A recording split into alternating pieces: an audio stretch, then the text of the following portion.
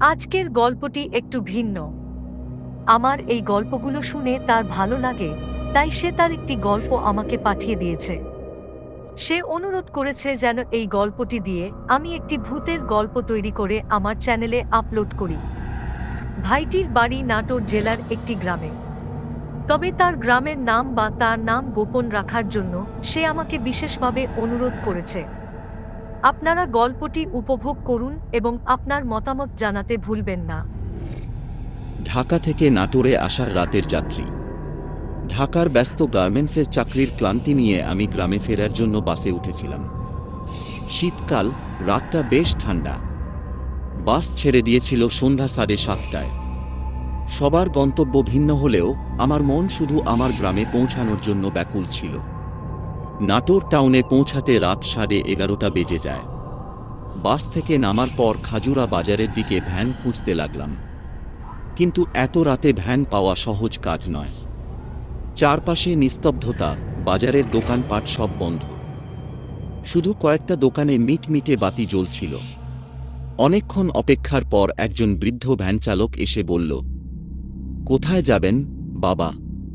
"আমাদের গ্রাম, খাজুরা থেকে আরও কয়েক কিলোমিটার ভেতরে।" বৃদ্ধ আমাকে ভ্যানে উঠিয়ে নিয়ে যাত্রা শুরু করল। চারপাশে ঘুপঘুপে অন্ধকার। মাঝে মাঝে দূর থেকে পেঁচার ডাক ভেসে আসছিল। রাস্তা ছিল খুব নির্জন, মনে হচ্ছিল যেন পৃথিবীতে আমরাই একমাত্র জীবিত। বৃদ্ধটি বেশ চুপচাপ ছিল। আমি ক্লান্ত হয়ে চোখ বন্ধ করতে গিয়েছিলাম, কিন্তু হঠাৎ ভ্যানের চাকার শব্দ থেমে গেল।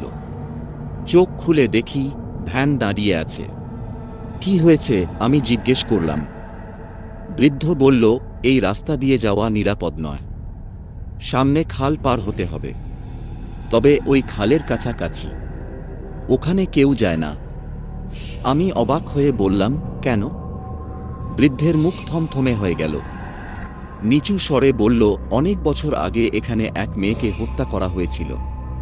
তার আত্মা এখনও এখানে ঘোরে। কেউ রাতের বেলা ওদিকে গেলে সে আর ফিরে আসে না।"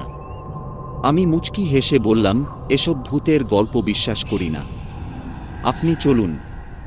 বৃদ্ধ অনিচ্ছা সত্ত্বেও ভ্যান চালাতে শুরু করল।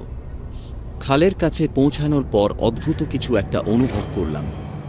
ঠান্ডাটা হঠাৎ যেন বেড়ে গেল। চারপাশ নিস্তব্ধ হয়ে গেল, এমনকি পেঁচার ডাকটাও থেমে গেছে। খাল পার হওয়ার মুহূর্তে হঠাৎ করেই একটা শীতল বাতাস বইল। বৃদ্ধ বলল, "এবার চোখ বন্ধ করে বসে থাকুন। কিছু দেখলেও কিছু বলবেন না।" আমি অবাক হয়ে তাকালাম। তার মুখে আতঙ্কের ছাপ স্পষ্ট। তখনই দেখতে পেলাম খালের ওপারে একটা সাদা শাড়ি পরা মেয়ে দাঁড়িয়ে আছে। তার চুলগুলো সামনে ঝুলে আছে, মুখ দেখা যাচ্ছে না।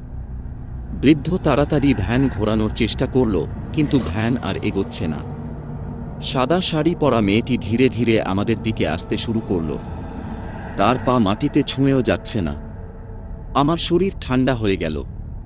বৃদ্ধ কাঁপা গলায় বলল, "বাবা, নামুন। ও আমাকে আগে দেখেছে। এবার হয়তো আমার পালা।" আমি কিছু বলার আগেই মেয়েটি এসে বৃদ্ধের সামনে থেমে গেল। তার মুখ উন্মুক্ত করল, আর তখনই দেখলাম তার চোখ দুটো ছিল গভীর কালো গহ্বরের মতো। মুখটা বিকৃত, আর ভেতর থেকে একটা কর্কশ গলার আওয়াজ বের হচ্ছিল। বৃদ্ধ চিৎকার করতে করতে অজ্ঞান হয়ে গেল। আমি ভয়ে জমে গিয়েছিলাম। দৌড়ে পালাতে গিয়ে দেখলাম মেয়েটি হাওয়ার মতো করে আমার সামনে এসে দাঁড়ালো। সে ধীরে ধীরে বলল, "তুই কেন এসেছিস? এখান থেকে কেউ ফিরে যায় না।" আমি কিছু বলার আগেই চারপাশে অন্ধকার হয়ে গেল। শেষবারের মতো বৃদ্ধের নিথর দেহটা পড়ে থাকতে দেখলাম। পরের দিন ভোরে আমাকে বাজারের এক পথচারী অজ্ঞান অবস্থায় উদ্ধার করে। বৃদ্ধের কোনো খোঁজ মেলেনি। সেই রাতের পর থেকে আর কখনো সাহস করে রাতের বেলা খালের পথ মাড়াইনি। কিন্তু এখনো মাঝে মাঝে আমার কানে সেই কর্কশ গলা ভেসে আসে, "তুই কেন এসেছিস?" আজকের মতো গল্পটি এখানেই শেষ করলাম। আল্লাহ হাফেজ।